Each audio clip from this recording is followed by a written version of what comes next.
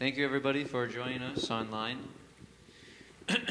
We'll be hearing a discussion about the lessons from the coronavirus from His Holiness Danavir Goswami, who was the direct disciple of His Divine Grace A.C. Bhaktivedanta Swami, Srila Prabhupada, the founder Acharya of the International Society for Krishna Consciousness. Thank you for tuning in.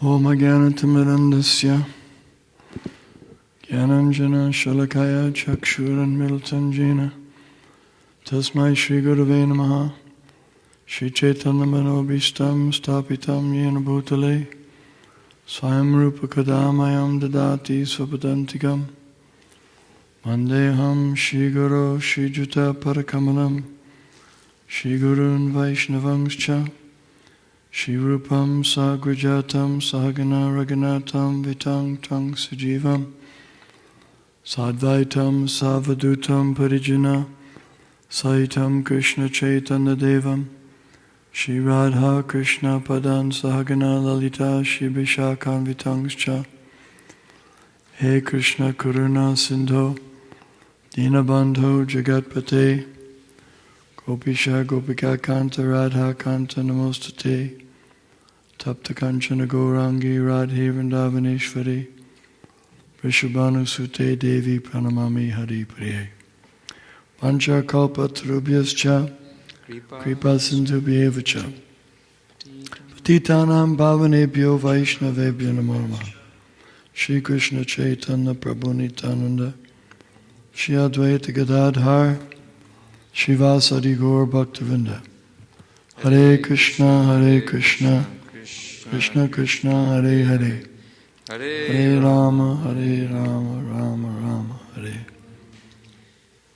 Vedic literatures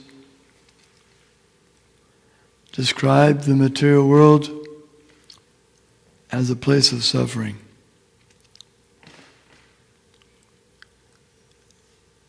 Generally, we're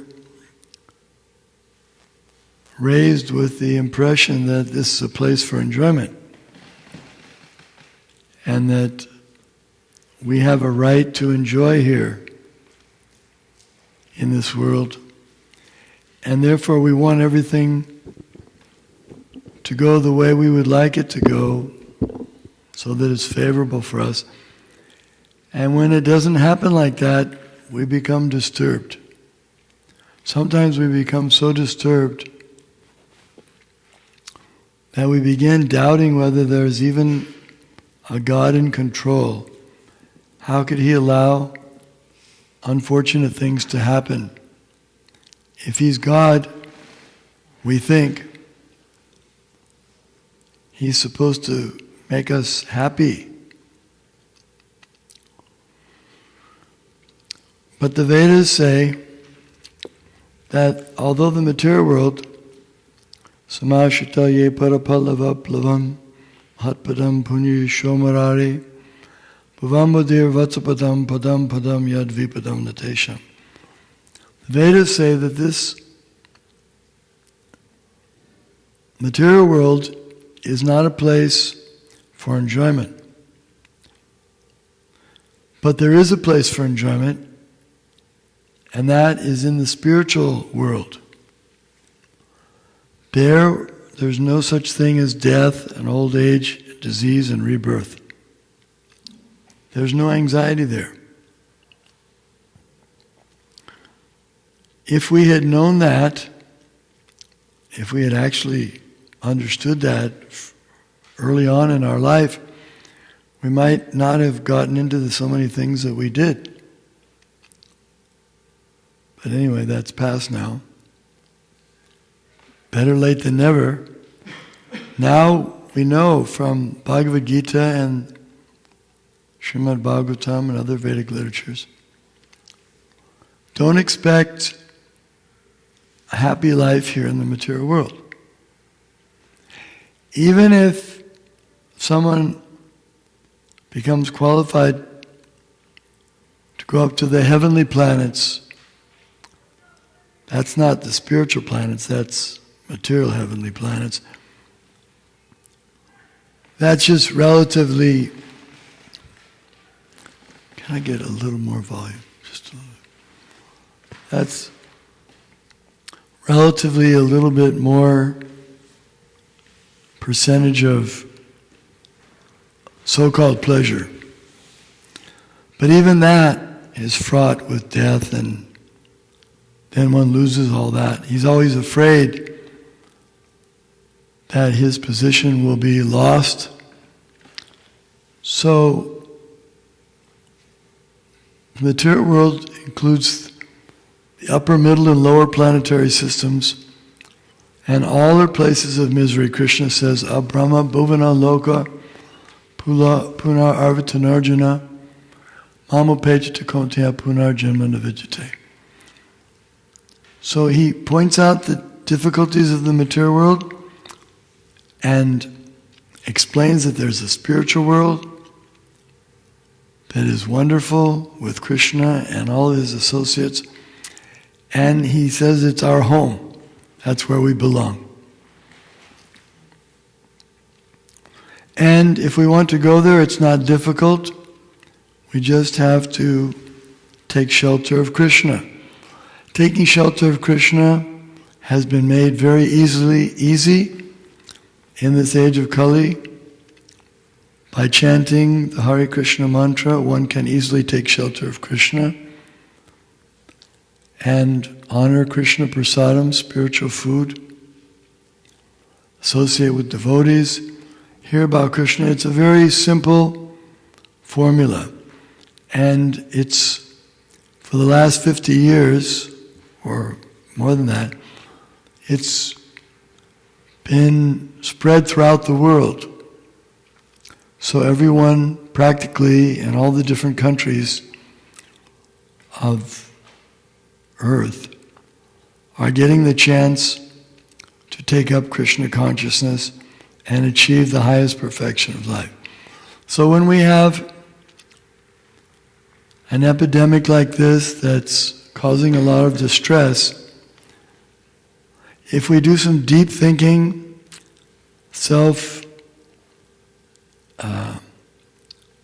examination, and if we take the opportunity of the extra time that we have to deeply look at Bhagavad Gita, Song of God, then this can be a turning point for us in our lives. This tragic time we're going through could be a valuable turning point for us. Instead of going along the path of wanton sense gratification, which never satisfies, we can turn our ways and look to the spiritual world.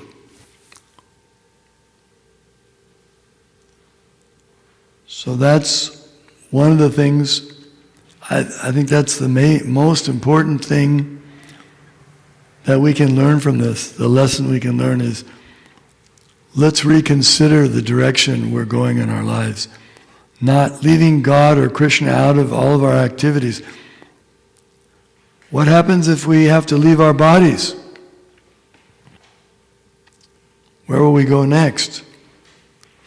The Vedas say that whatever consciousness we've developed, whatever activities we've performed, will determine our next life. This life is not the only life.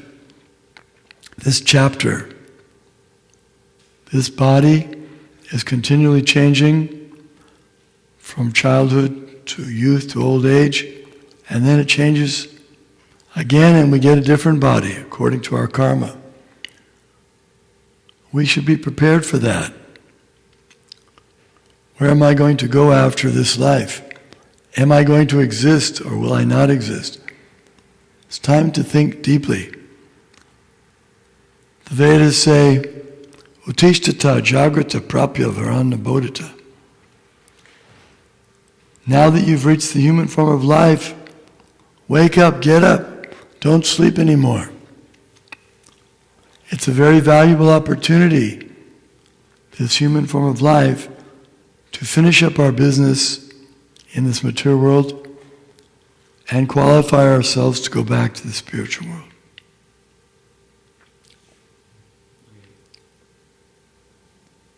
Maybe you can tell them they can ask questions if they like. If anybody online has any questions, you can write in, and we can get them answered. Okay, what are some of the other? One, death. Yeah, we discussed that. Deep think life. We did that. Dukalayam. We did that. Padam, faith in scripture. We did that. Value of sadhana. Yes. Another thing we can take advantage of in this time is sadhana. Sadhana means practice. And His Divine Grace A.C. Bhaktivedanta Swami Prabhupada, the founder Acharya of the Krishna Consciousness movement,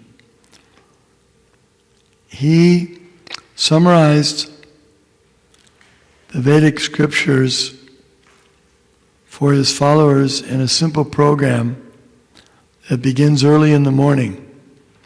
Rising early, taking bath,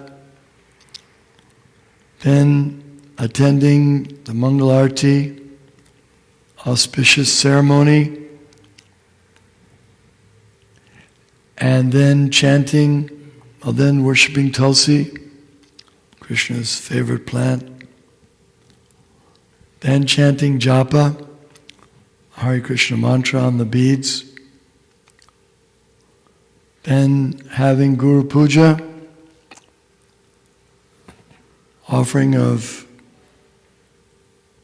respect and devotion to the spiritual master, then some more kirtan, and then hear Srimad Bhagavatam class. Then take prasadam. That's the morning program. And then the evening program, have another arti ceremony in front of the deities, where one offers flowers and incense, water, flame, fan, and foodstuffs. And then Bhagavad Gita class, discussion in the evening.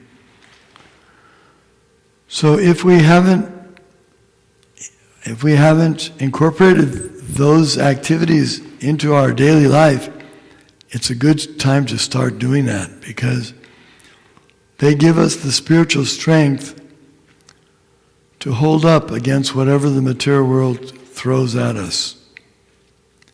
And the material world has plenty of things to throw at us. So if we want to be able to be strong and not be either lured by the material world or demoralized by the material world, then this type of sadhana or spiritual practice is extremely important. And we can help, that's another one of our points, take online association. Maybe you can tell them how they can connect with us for some of our programs.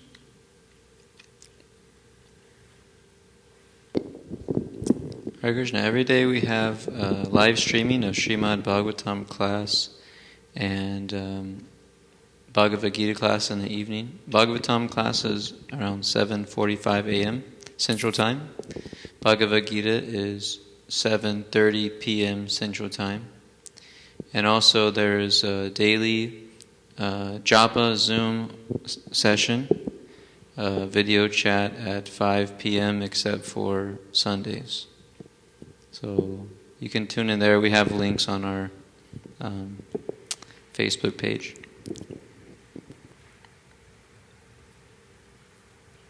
So if anyone here has questions, they can also. Yes?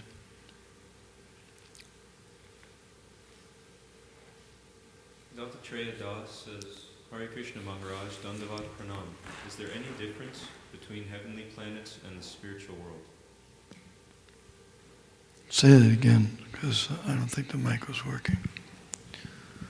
Dattatreya Das says, Hare Krishna Maharaj, Dandavat Pranam. Is there any difference between heavenly planets and the spiritual world? Yes, in the Vedic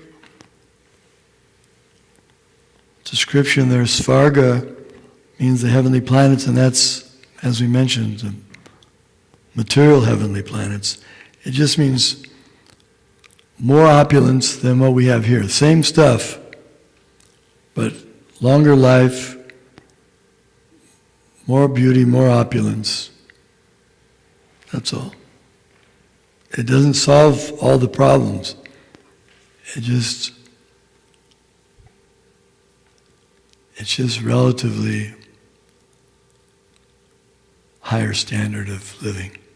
But it doesn't fully satisfy the soul, because the soul doesn't want to just live a little longer, it wants to live eternally.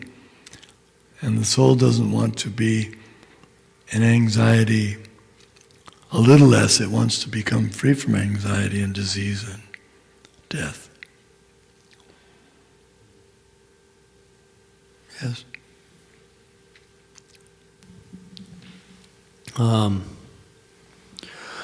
So this spiritual practice is putting God in the center, but what can be said about somebody who says that the whole God concept in general is just some other way to live?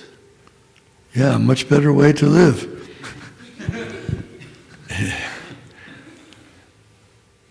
Those who have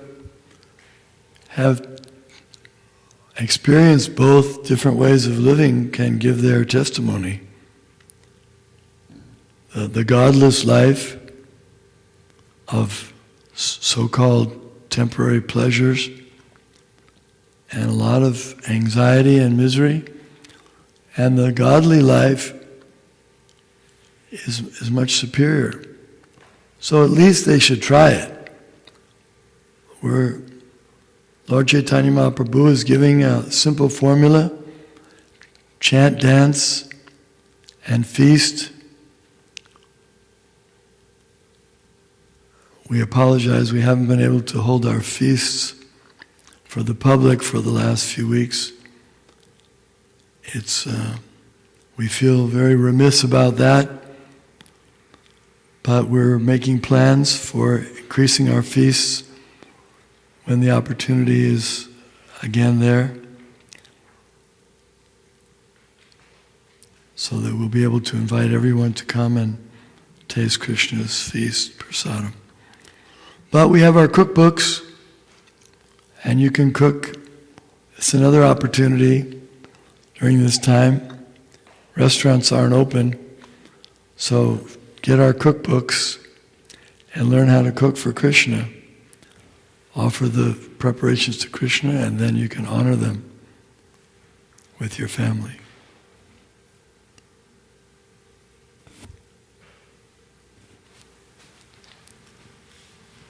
Someone is asking, Hare Krishna Maharaj Ji, why this pandemic is happening, and how will this end? So what was the first part? Dips Bajaj asks, Hare Krishna Maharaj, why is this pandemic happening, and how will it end?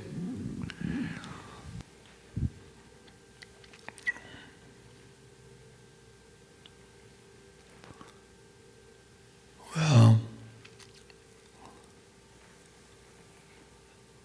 there's Dharma. Dharmam tu sakshat bhagavat pranitam. Even though the material world is not our home, it's not the place that we can stay permanently, or we should want to stay permanently. But there are guidelines for how to live here. And Krishna gives those guidelines, and he outlines 4 main things that are prohibited. And those 4 things are eating animal flesh, taking intoxication, gambling, and illicit sex. Those things are prohibited for human beings if they want to live a happy, peaceful, spiritual life.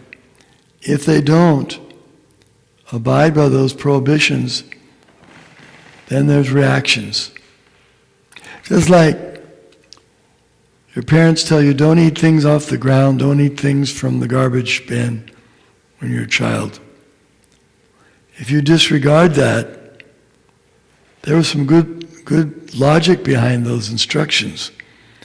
Your parents care for you, and they don't want you to get sick and diseased, or maybe even die. If you eat things from the garbage can, who knows what may happen to you? You understand? So Krishna is giving good instructions. If we don't follow, then we take the risk ourselves. So we haven't followed.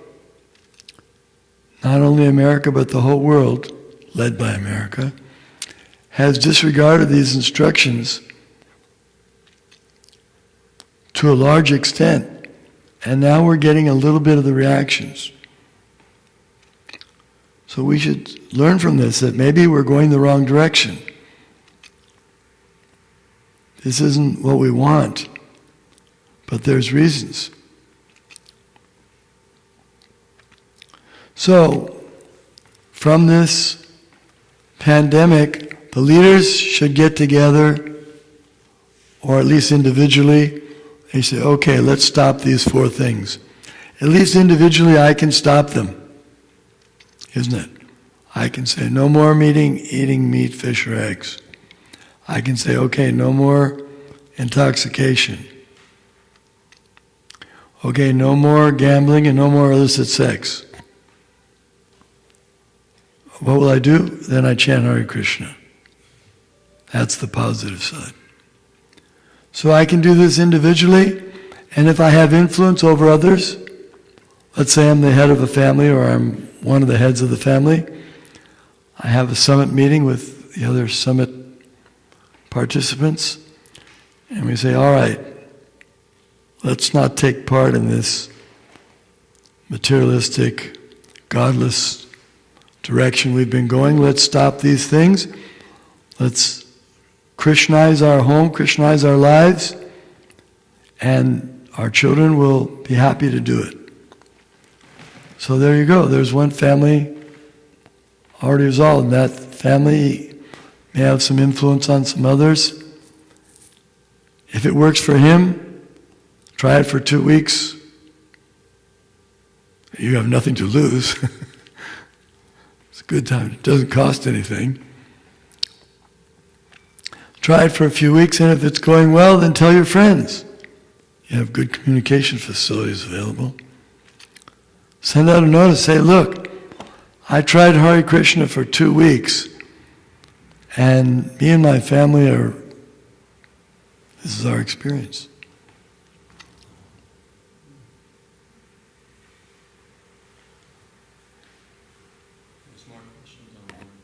Okay. Kelly Grace Lewis asks, how can we continue if we cannot go out? Does preaching just pause? No, we can do online preaching. And in a time like this, we can go internal.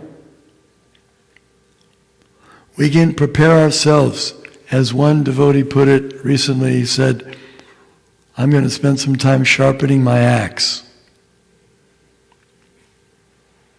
He's a preacher. He's been out every day for the last 20 years distributing books. But he immediately took this opportunity, I'm going to sharpen my axe. Why? Because then when he gets a chance, of course that's a tree cutting example. We don't necessarily cut trees, but you understand the point. He means, I'll be sharper, I'll be able to be more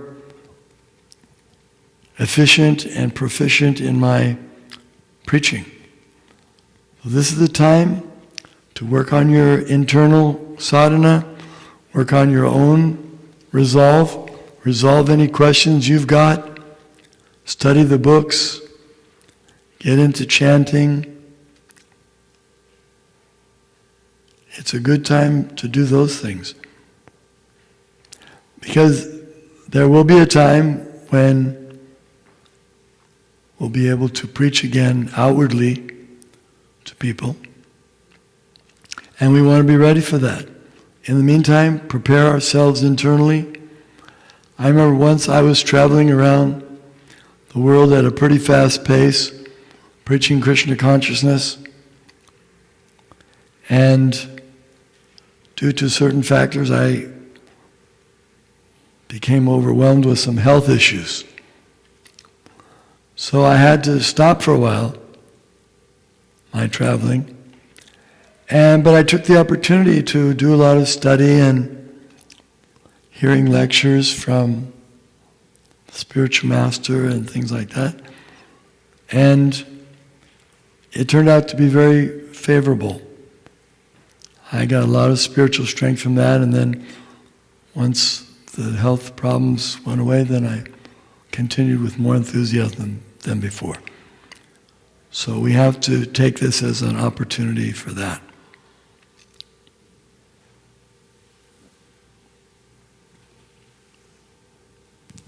Noah Logan says, Hare Krishna, please accept my humble obeisances, all glories to Srila Prabhupada. When this pandemic has settled down, how can devotees deal with new potential problems in book distribution or prasadam distribution, as many will likely be apprehensive about accepting items from random people in the street or not wanting contact from people? Well, we can have our prasadam certified and packaged according to recommended policies, so that that fear or that concern is no longer there. In other words, it's approved by the authorities that they respect. That we should do. And as far as overcoming fears of associating with us, you mean for the sake of protecting their health? Well, that's up to the individuals. But as far as associating with devotees, I think that those who are sincere about trying to come to this, to achieve some success and perfection in their life, I think they'll be more open to Krishna consciousness than they have been up till now, because they see that the Krishna conscious movement has been saying all along, we have to stop these things. They're contaminating the consciousness, they're contaminating the atmosphere, they're contaminating the earth, and there will be reactions. This is stated in the Bhagavad Gita. So, there's no reason why they shouldn't be more open to hear. After all, the Vedas have been speaking about vegetarianism and kindness to all living entities since time immemorial. So it's a good opportunity.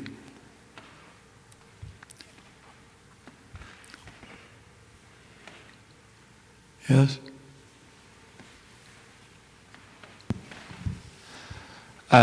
Today is also Easter for Christians out there, and I was curious if you had a message for Christians. I know many that don't necessarily follow the teachings of Jesus Christ, and so maybe a message that would gear towards, like, maybe this path of Jesus isn't working out for you for some reason.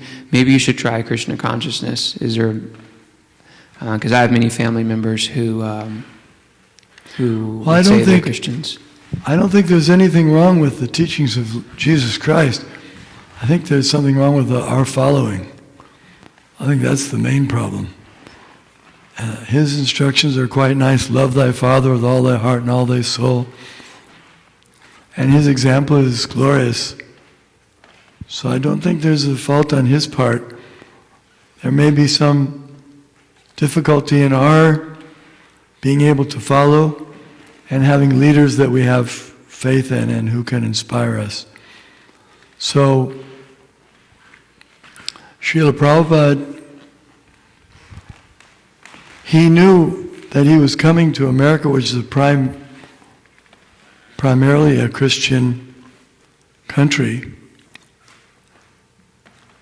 And he knew that, and he didn't come to change people's religion, but to help them develop their love of God. Because God is not sectarian, He's not for one group to the exclusion of another group. When we say Krishna, we mean God, we mean the same Supreme Personality, the same Creator, the same Father of all living beings, the omniscient, all-pervasive, Supreme Being. So in that sense, there's really no sectarianism. Maybe we've created some sectarianism, but for God, we're all His parts and parcels. And even if a father has many children and some of the children form a little group and some of the other children form another group and they don't get along with this group or that group, but the father loves them all. And the father cares for all of them. And if they really understand him, they'll understand that he wants the best for all of the children. And since in this case Krishna or God is a father to all living entities, then we're all brothers. And Mother Nature is our mother. So we have the same father and the same mother. So we can all join together in glorification of the Supreme Father. And there should be no objection to finding out more about the Father. Imagine if you meet someone, I'm just giving an example. Let's say you meet some gentleman, a very old man, and he says, "You know what your father was doing when he was 14 years old?" And you say, "No, I don't know." So he lived in my area, and he tells you the whole story. And he begins to describe your father's activities and so many things. You'll be very happy to hear about it.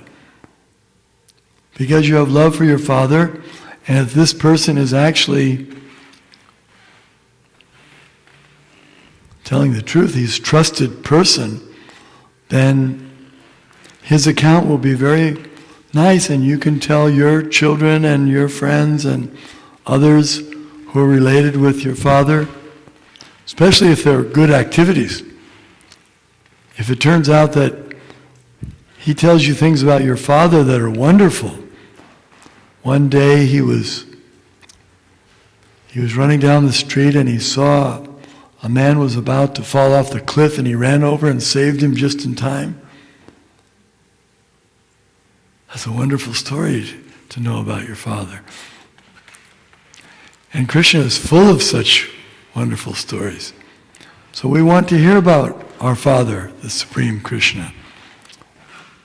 Nobody should get sectarian when it comes to the Father. Shouldn't say, "I don't want to hear about my Father from that person." Why not? He loves your Father also. So that's our message on this Easter day. Thank you for reminding us of that.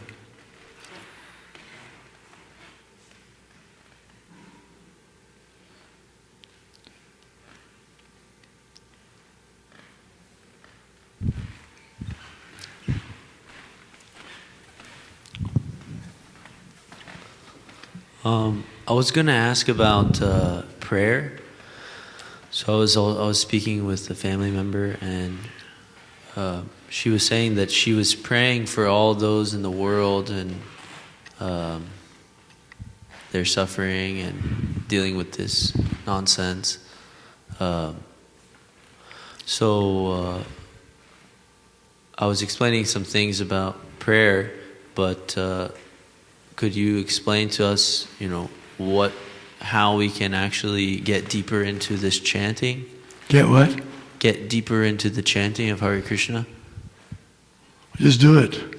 Hare Krishna, Krishna Krishna, Hare Hare, Hare Rama, Rama Rama, Hare Hare. You can get as deep as you like, but do it. So that's my advice to your relative. It's nice that she has a sentiment. She's praying for them. But she's also one of them. And she should take care of herself also. So she should chant Hare Krishna. And then she should advise her friends and relatives and everyone she knows to chant Hare Krishna. Then they're all praying for themselves, and they're including all the other living entities. So that's a more proactive way of praying. Because who am I? My little prayers. But if I chant, then my heart will become purified. And that's also prayer. The Hare Krishna mantra means, O my Lord Krishna, O energy of Krishna, Srimati Radharani, please engage me in your service. So that's an active prayer. Not just, God, you do all the things, settle everything up, and I'll just take rest here. No. I want to be engaged in your service and assisting you in whatever way you want me to act. Then that's really proactive. You've become God's helper. You've become Krishna's helper. I'm chanting because Krishna wants me to chant, and I'm advising others to chant because Krishna wants them to chant. So now you're part of the solution. You have to be qualified. You have to be pure-hearted. Of course, we don't have to be pure-hearted, but it helps. Yes? Hare Krishna Maharaj. Did Srila Prabhupada experience a similar crisis as the one we're experiencing now? If so, how did he deal with it? Well, according to modern statistics, 150,000 people die every day on this planet.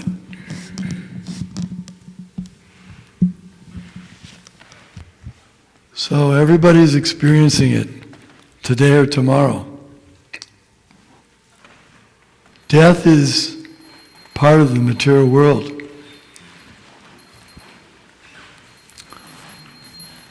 Whether it's on a little larger scale or smaller scale, death and suffering, disease are going on. That's why things like this shake us up a little bit, because we've put ourselves in such an illusion that we think everything's all right. Everything's going great. How you doing? I worked out at the gym today. I'm great. I'm in good shape. My cholesterol's low. Everything's great. I got a raise. I got my team won the Super Bowl. Yeah, everything's fantastic. But what about, especially young people? Young people have a tendency to think that they're somewhat invulnerable. They think that they'll remain young forever, that they'll be able. In my generation, there was a song by one famous band, I hope I die before I get old. It was a real song. He really said that. And he meant it. And it was the mood of the young people. Like, we're young, we're going to stay young. And I don't even want to live in an old body. But old age doesn't wait for us. It comes. So, the problem we're having today that we're all aware of is there every day, every moment. We're faced, padam yad vipadam natesham. Danger at every step, the Bhagavatam says. So this is not a place for us. Srila Bhaktisiddhanta Saraswati Thakur says, this material world is not a place for a gentleman. So why are we so attached? Why are we making plans to stay here? Why are we forgetting Krishna and getting so absorbed in material activities? That's our illusion. So this is not a new thing, it's an everyday thing. But we can take it as a wake-up call.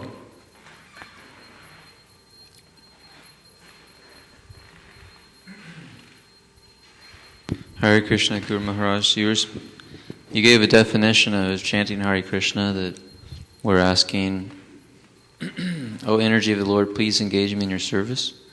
So I've been wondering about this. What is it? How are we supposed to understand if we're already engaged? Like if we're living in a temple, we're engaged already in full-time service. So how does this relate to us? Are we really engaged full-time? Does our mind ever wander off? Do we ever take more rest than we need? Do we ever eat more than we need? Do we ever have ill thoughts? There's plenty of room for improvement. Our service can be increased and improved. At least mine. Maybe yours is already.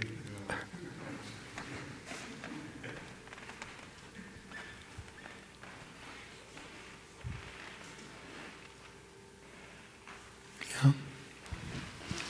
So kind of a part two to the question Hare Krishna Maharaj. Part two to the question I had earlier. So on Easter, families generally gather around the table and have a feast of their own. But in the middle of the table usually sits a dead animal, dead pig, most of the time ham. At least it's that way in my family. Could you share a argument or a reason for giving up this meat eating?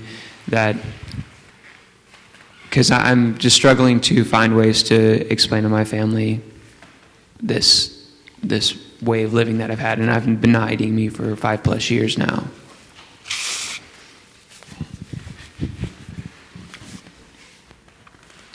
Well, there's many ways to look at it, practically from every point of view.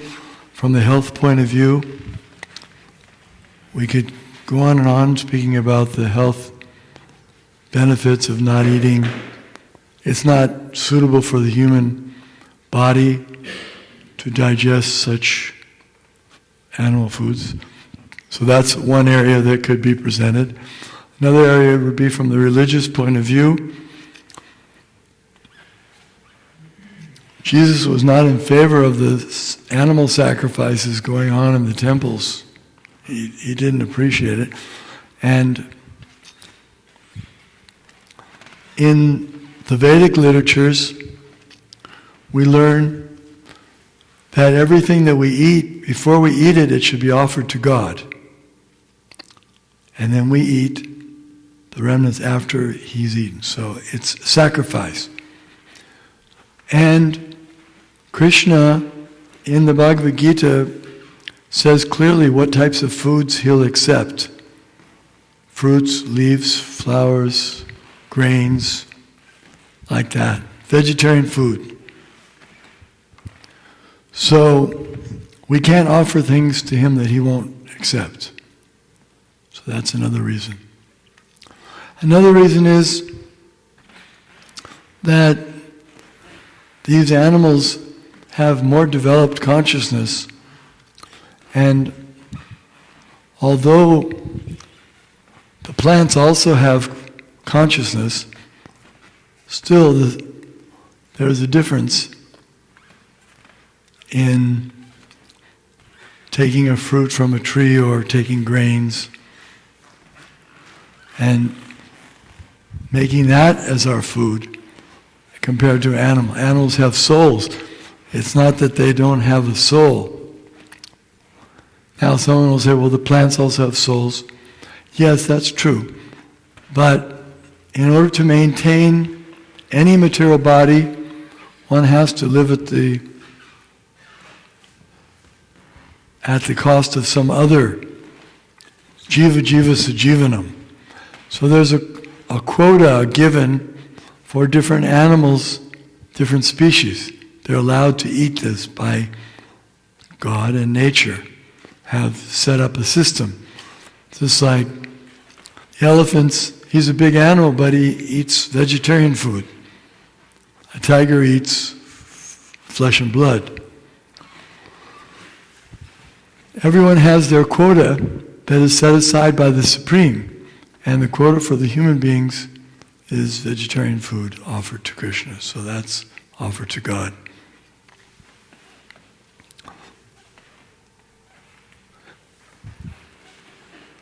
And we can see that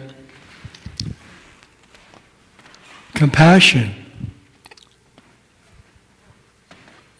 what's the difference between human and the animal? We eat, they eat. We sleep, they sleep. We mate, they mate. We defend, they defend. They take care of their children, we take care of our children. So what gives us the right to kill them for our eating? And it's not required.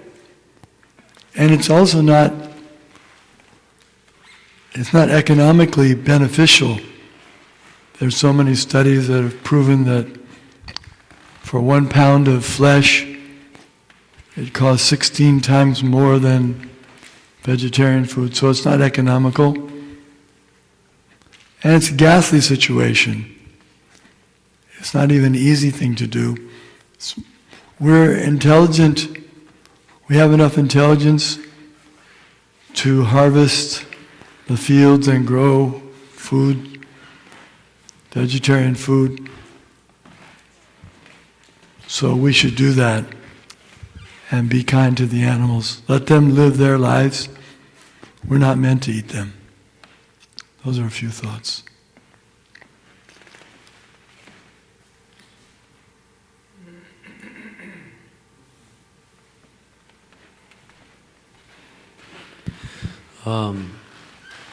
You mentioned about sleeping more than is necessary or eating more than necessary, and these are opportunities to increase our service. If I want to take that extra rest or I want to take that extra serving, does that mean that I should simply chant more Hare Krishna and then I won't want to do that?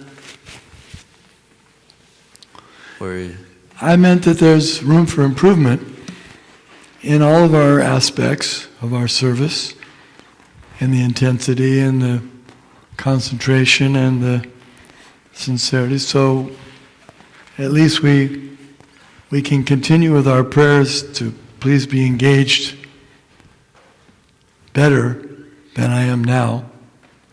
We should always try to improve. In other words, we shouldn't become complacent that if someone says, your chanting's a little unclear, you say, well, that's what I've been chanting all the time. That's why I do it. We should be prepared to try to improve if there's room for improvement. If some senior devotee points out there's some service that needs to be done, this cleaning needs to be done, then you can say, oh, it's not my duty, I don't want to hear about it. Or perhaps I might be able to help out and increase my service. That's a wonderful quality that Prabhupada introduced along with everything else, is this spirit of increasing our service, as Prabhupada showed by his example. He was always increasing it, giving more people a chance to learn about Krishna. So that's a spirit of this movement. Lord Chaitanya went out on tours throughout India on foot, and whoever he met, he encouraged them to chant Hare Krishna. And his influence was so great that many thousands and millions of people took up Krishna consciousness, chanting.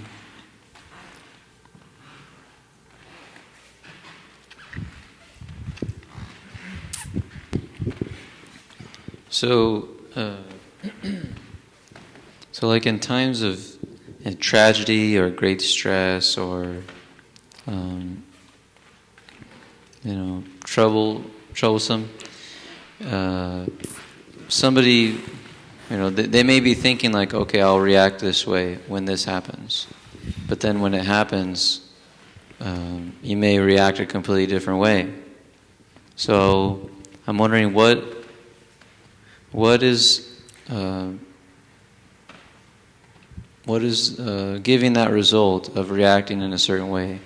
For example, we get some disease in our body or something, some fatal disease, and we're hoping now that when we're healthy that we'll just take it as an opportunity to grow and we won't be so disturbed. But if that happens, it may not be the case. So what is the factors that go into bringing about a positive result for these experiences?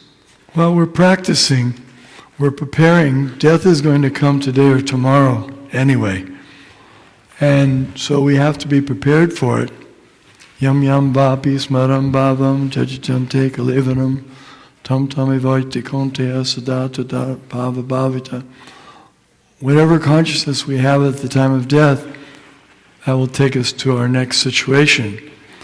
So we're preparing ourselves by practicing Krishna consciousness, practicing chanting, practicing associating with devotees, not associating with materialistic things. So this is our practice. So that we'll have a better chance. And Krishna will see that we're sincere, we're sincerely trying our best. And He'll also help us. And if you practice something sincerely, then when the test comes, just like if you have a test in some school class and you never read the book, then when the test comes you probably won't do very well. But if you study the book and do the things, you do all the homework assignments, then you'll have a better chance on the final exam. So we're preparing, that's practice, sadhana bhakti. That's what we're doing every day. Preparing ourselves, getting stronger, getting more resolve, more realization, more conclusive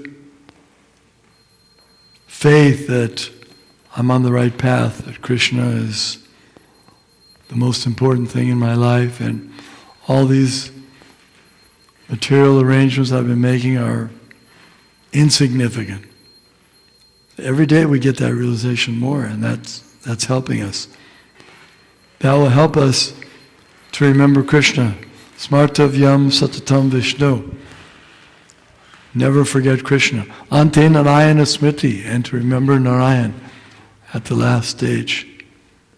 So we're practicing by being Krishna conscious every day, by chanting every day.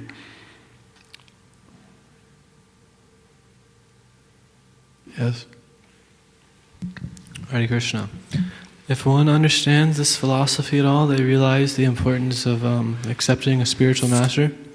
How can one come to know who their actual spiritual master is? Say again. Like, how can one come to know, like, find their spiritual master? Their What was guru? the first part? If one understands this philosophy, then they understand the importance of accepting a guru. Then he goes on with his devotional service. He's understood this. That's very good. And he continues with his devotional service, trying to intensify his practice, Tivrena Bhakti Yogena Yajeta Purusham Param, strongly intensifying his service. And he prays to Krishna, my dear Lord, please reveal to me who should guide me. Then Krishna he loves to do that. Krishna is delighted to have such prayers. Generally people pray to him, give me a car, give me a house, give me this. But he's praying, please give me a guide in my devotional service to you. So Krishna is very pleased. There's a statement in the Chaitanya Charitamrita, Brahmanda Brahmite, Kono Bhagavan Jeev, Guru Krishna Prasade Bhai Bhakti Lata Bij. The living entity is traveling from planet to planet, sometimes in this species and that species. But by great fortune, one comes in contact with the bona fide spiritual master by the grace of Krishna. And then by the grace of Krishna, by the grace of the spiritual master, he gets Krishna. So, it is definitely a spiritual arrangement. There's nothing material about it. And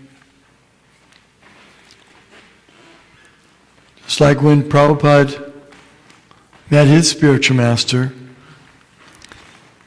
he certainly knew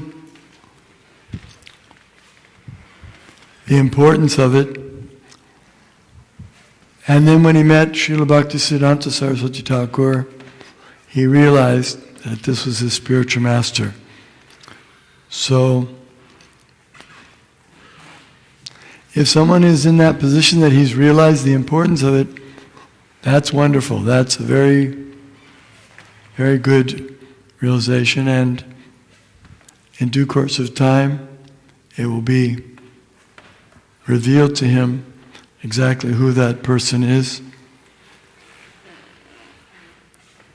That's mercy from Krishna.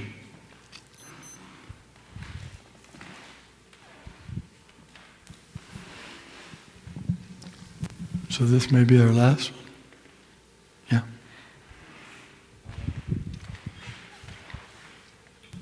Let's group these two together because they're small. Sapana Dixit asked, is chanting and reading considered part of service? And Dips Bajah asked, how to increase chanting rounds day by day? I managed to do 16 some days, but not able to continue daily. So I got confused. What was the first question? Is chanting and reading considered part of service? And yes. Not just reading Time magazine and reading the Facebook. Reading Vedic literatures, yes, that is considered devotional service. Authorized literatures. And chanting, not just chanting anything, Go Chiefs or something like that, but chanting the names of the Lord, that is devotional service, yes. And what was the second part? How to increase day by day?